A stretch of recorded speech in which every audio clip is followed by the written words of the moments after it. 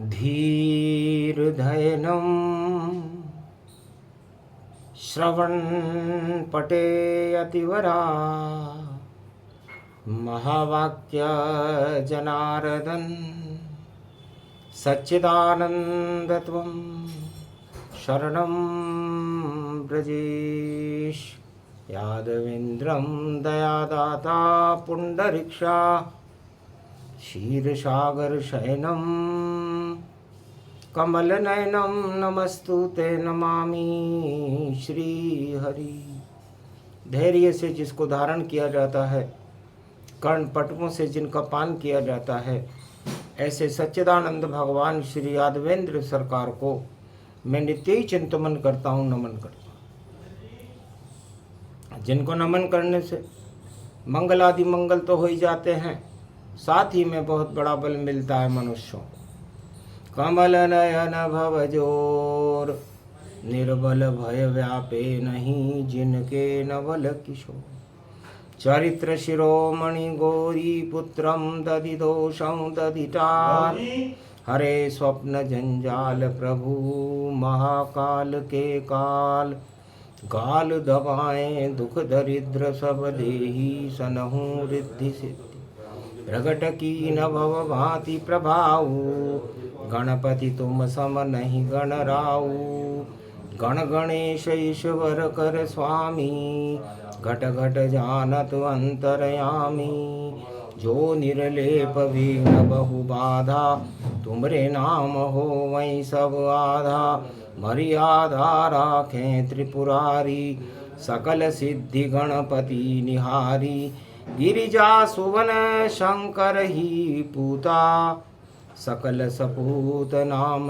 गणपूता हम सब शरण प्रभु गति तेरी अगम निगम आगे मति तेरी हम निरबुद्धिहु निर्बल दाता तुम प्रसन्न प्रभु ब्रह्म विधाता बुद्धि प्रबल जय जय गणराई सकल सिद्धि समदृष्टि सहाई मूरत मही आहावन करही आए प्रगट गणपति दर्शन सावन कृष्ण पक्ष की सप्तमी अश्वनी पड़े नक्षत्र और रिम झिम बरका बरसे यत्र तत्र सर्वत्र उमा कहूँ मैं अनुभव अपना सत हरि भजन जगत सप सपना मंगल भवन अमंगल हारी द्रवहु सुदशरथ अजर बिहारी श्रवण भक्ति करे शिव भगवाना राम जपे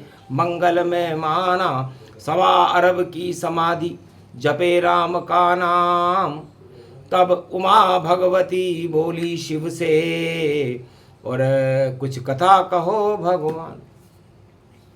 कौन है इष्ट ये राम तुम्हारे और कैसे अवध में राम पधारे, गुप्त रहस्य बताइए और क्या क्या लीला पाए। शिव तब उमा से कहने लगे गुप्त कथा प्रगटाए। आज मैं आपको वो गुप्त कथा बताता हूँ।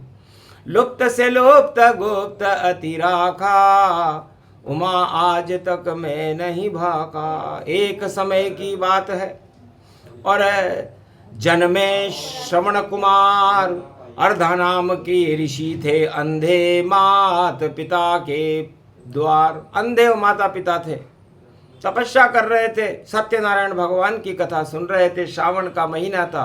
सूत जी महाराज के यहाँ निवेदन कर रहे थे, महाराज हमारे भी कोई पुत्र हो। तब सूत जी महाराज ने देखा कि 100 वर्ष तक भी इस अंधे अंधी के पुत्र लिखा हुआ नहीं है और पुत्र की फरियाद सावन के महीने में कर रहा है, तो शिव ही इनके पुत्र बनेंगे और शिव ही सब कर सकते काम। और सूत जी महाराज ने अवध में और किया शिव का ध्यान। महाराज एक ऋषि अर्धा है जो मेरे द्वार पे खड़ा हुआ और 100 जन्मों तक पुत्र नहीं, फिर भी पुत्र के लिए अड़ा हुआ। तब शिव जी हंस कर कहे जाओ दे दो इसको पुत्र। और इसके घर में 11 वर्ष के लिए जन्मे एक सुपुत्र, मैं ही श्रवण बनाऊंगा और करूं इनका उद्धार, और 4 धाम की यात्रा और करे माता पिता साकार। कावड़िया मैं बनूंगा और 4 धाम प्रगटाऊं, और इनसे कह दो करो तपस्या, तो पुत्र जन्म तुम पाओ। आखिर सूत जी महाराज ने कहा शिव जी की आराधना करो, सत्यनारायण भगवान का व्रत करो, आपके पुत्र होगा।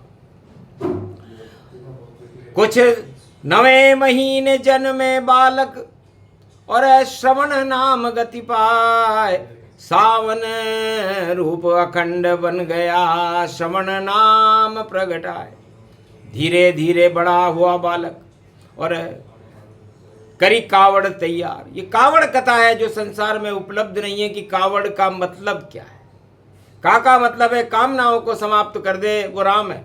वह का मतलब वो विष्णु है जो वर्णा नाम संगाना है और पूरे विश्व का भरण पोषण करते हैं। और डा का मतलब है कैसी भी दानवता उनके मार्ग के आगे खड़ी हो उसको वो पाताल में पहुंचा देते हैं। तो कावड़ श्रवण कुमार ने और देखो लही बनाए, और एक पलड़े में माता बैठी, एक में पिता बैठा, 4 धाम की यात्रा और कावड़ देत कराए।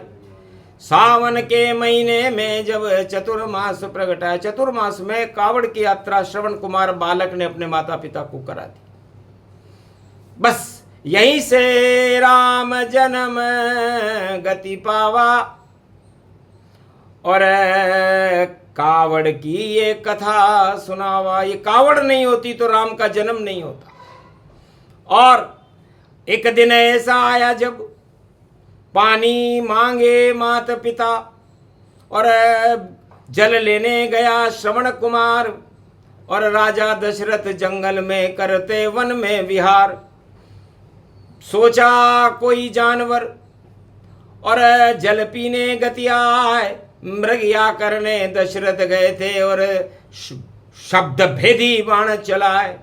मर गया बालक श्रवण कुमारा, और शाप दिया दशरथ को सारा। मरते मरते प्यासे माता पिता श्राप दे गए ताय, हे राजा तेने पुत्र मार दिया, अब तू पुत्र मोह मर जाए, तू भी पुत्र मोह में मरेगा। बस है उमा यहीं से शुरू है राम कथा का सार। दशरथ के तो पुत्र लिखा नहीं, अब कैसे श्राप साकार, अब श्राप साकार कैसे हो। इसलिए दशरथ के घर में पुत्र जन्म का कारण ये कावड़ की यात्रा है। यदि श्रवण कुमार कावड़ में अपने माता पिता को यात्रा नहीं कराता और दशरथ उसको तीर नहीं मारते और दशरथ के माता पिता दशरथ को श्राप नहीं देते, तो माता पिता श्रवण कुमार और दिया दशरथ को श्राप। राजा तेने एक बालक को मार के कर दिया पाप, तो जा तू भी मरे पुत्र मोह में। दशरथ गया घबराए, क्षमा मांग ली, पैर पकड़ लिए पर श्राप छूट नहीं पाए। आखिर दशरथ घर और जन्मे चारों लाल, राम लखन भरत शत्रुघ्न आया रावण काल। इस तरह जन्मे श्रवण कुमार के माता पिता के श्राप से दशरथ के घर में पुत्र का जन्म हुआ। राम को छक मार करके आना पड़ा, क्योंकि शाप मिटाया नहीं राम ने, और दशरथ पुत्र मोह मर जाए। सत्ता छोड़ दी अवध की और दानव दिए हटाए, 14 वर्ष वनवास राम जी। ये कावड़ का सार। और कावड़ की जल भर कर जो चढ़े शिव पे धार, तो शिव जी ने अपने इष्ट देव को बुलाने के लिए क्या क्या लीलाएं करते हैं भगवान, और भगवान शंकर की गुप्त कथा है। कावड़ कर दे अरबों व्यक्ति, जान सके नहीं कोई, कि हरिद्वार से जल लेकर और शिव के ऊपर होए। शिव पर क्यों चढ़ता है? कहने का मतलब यह है कि यदि कावड़ में जल भरकर भगवान शिव पर चढ़ाया जाए तो राम का साक्षात्कार होता है, और जब राम का साक्षात्कार होता है तो काम वासनाएं हट जाती हैं और जीवन मुक्त होकर के बैतरणी नदी को पार करके आत्मा परमात्मा में चली जाती है। इसलिए गुप्त से गुप्त ये कथा भवानी, ऐसे जन्मे राम रघुराई, अवध में जन्मे राम जी। और माता पिता का श्राप, श्रवण के माता पिता के श्राप से दशरथ के घर में, क्योंकि दशरथ के पुत्र नहीं होता तो श्राप कैसे पूरा होता। इसलिए कारण ऐसा विधि ने बनाया, बैकुंठ छोड़ विष्णु राम बन अवध में आया। और तब से कावड़ यात्रा और चले हरि के द्वार, जिसको हरि से मिलना हो तो कावड़ ले साकार। तो कावड़ कथा सुने कलयुग में, हटे सारे संताप, पाप सभी हट जाते हैं और राम कृपा का हाथ। तब राम जी का जन्म हुआ और मेरे बालक इष्टदेव का जन्म हुआ। इस तरह राम मेरे बालक इष्टदेव बने और मैं उनके लिए 11वां रुद्र हनुमान बना और उनके चरणों का दास बना। तो क्या क्या रहस्य है रामायण में जिसे कोई समझ नहीं पाता है। और गरुड़ भी इस कथा को सुनने बैकुंठ छोड़ के आता है और कागभूषुंड और कव्वे से वो कथा ये सुन के जाता है। जो सुने रामचरित मानस सावन में तो मंगल उसका हो जाता है।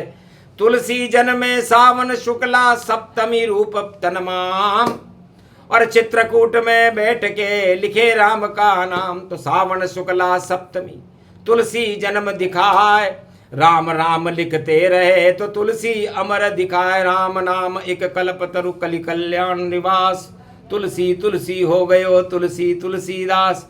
तू का मतलब तुला राशि है, तुला राशि में राम। और एक तराजू के दो पलड़े, एक धर्म एक अधर्म मान।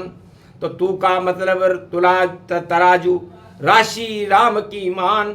और ल में लक्ष्मण आ जाते हैं, सी में सीता ज्ञान। तो तुलसी का मतलब ही राम लक्ष्मण सीता है और राम लक्ष्मण सीता से रामायण बनती है। और रामचरितमानस ही एक ऐसा कल्प वृक्ष है जो मुक्ति को देने वाला होता है। इसलिए श्रावण मास में चातुर्मासा के अंदर यदि कोई श्रीमद् भागवत कथा सुने, रामचरितमानस का पाठ सुने या ओम नमः शिवाय महामृत्युंजय का जाप करे तो उसे मुक्ति मिलती है। कावड़ यात्रा सावन में ही और देखो हर पल चलती है और पाप हटते हैं इस भारत के और शक्ति सबको मिलती है। तो कावड़ होती ही नहीं तो श्रवण के माता पिता कैसे करते चारों धाम। और अगर श्रवण मरता नहीं तो नहीं जन्मते राम। नहीं मिलता अगर श्राप दशरथ को तो पुत्र नहीं हो पाए। कैसा श्राप मिला दशरथ को, राम जन्म हो ही जाए। तो श्राप भी वरदान की तरह मिला दशरथ को। बुढ़ा हो गया था दशरथ, 100 वर्ष का था, लेकिन उसके राम जन्म हो गया। तो श्राप भी दिया तो कैसा दिया। और मिला दशरथ वरदान, राम राज भारत हो गया और राम करे कल्याण। देहिक देविक भौतिक सारे ताप हटाते राम। इस कावड़ की वजह से भारत में अवध में जन्मे राजा राम। तो कावड़ कथा शिव गुप्त सुनावा और गुप्त रहस्य कावड़ का बतावा। सुने सुनाए ये प्रसंग, अमरव आत्मा हो बैतरणी से पार हो। निश्चित राम साक्षात्कार हो, राम का साक्षात्कार हो जाता है। लेकिन कावड़ में कभी अकल लगाओ, राम नाम जपते जाना। और नकल करो तो नकली हो भाई, नकली बनकर मत जाना। भेड़ चाल से कावड़ यात्रा कभी सफल नहीं होती है, उसमें तो उत्पात होता है और जग में हंसाई होती है। तो गुप्त रूप से एकांत में और चलो अपनी चाल।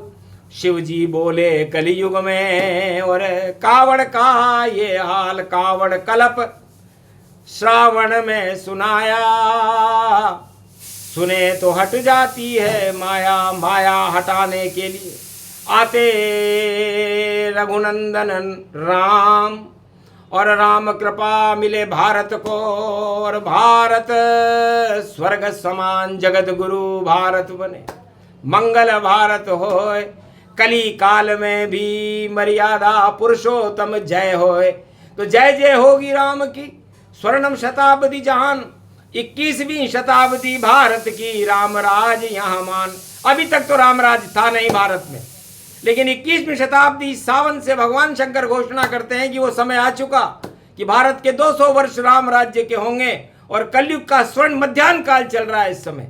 इसलिए मध्यान्ह काल के अंदर जैसे बीच का समय है, तो मध्यान्ह काल में आते हैं देखो कल की अवतार, और 200 वर्ष तक उनकी और युवा शक्ति की होगी जय जयकार। बालक बन के आएंगे तो बालकों की जय जयकार होगी भारत में, और बालक ही इस देश को सत्ता को चलाएंगे अब, क्योंकि बालक वृद्धं एक समाना, बालक शक्ति कल की भगवाना।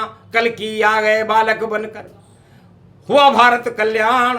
सावन की ये कथा है ईश्वर का गुणगान। मंगल भारत होएगा दंगल कभी न होए, जो भारत दंगल करे तो जंगल पाताल न जोए। तो जंगल में चला जाता है, वो पाताल में चला जाता है। इसे भारत में तो क्षीर सागर है, और कनक भवन है राम, और 2 ही भवन भगवान के, एक बैकुंठ एक अवध में मान। एक अयोध्या में कनक भवन है, और बैकुंठ में स्वर्ग लोक है। ये 2 ही भवन भगवान के हैं। यदि भगवान बैकुंठ में न मिले तो भारत में कनक भवन में मिलते हैं। सत्ता में होते नहीं कभी राम भगवान, सत्ता झूठी मानिए सत्य में होते राम। तो राम सत्य का नाम है, सत्य सदा ही होए। सत्य का सेतु बंधेगा रावण ही क्षय होए। तो लाज ताज गिर जाएंगे, लंका राज समाप्त, राम राज आने वाला है। बोलो जय रघुनाथ। ये प्रसंग जो भी सुने, कावड़ रूप प्रसंग, और कावड़ यदि यात्रा नहीं कर सको तो भी मिले राम के रंग। वही शक्ति मिले जिनको जो सुनता कावड़ प्रसंग। शिव जी कैलाश पे सुना रहे हैं, और ऋषि हुए रस रंग। सारे ऋषि मारकंडे जमदाग्नि गुरु वशिष्ठ विश्वामित्र अत्रि, और हंसे शंभु भगवान। महाराज कलयुग में कृपा हुई, कावड़ कथा अमृत है समान। तो कावड़ कथा अमृत बनी, और कलयुग का ये सार सत्य सत्यवाणी बोल रही, और शिव जी हुए साकार। बोलो जय शिव शक्ति, बोलो भोलेनाथ कैलाश, बोलो कावड़ भगवान की, बोलो रामचंद्र भगवान की। आज के आनंद की।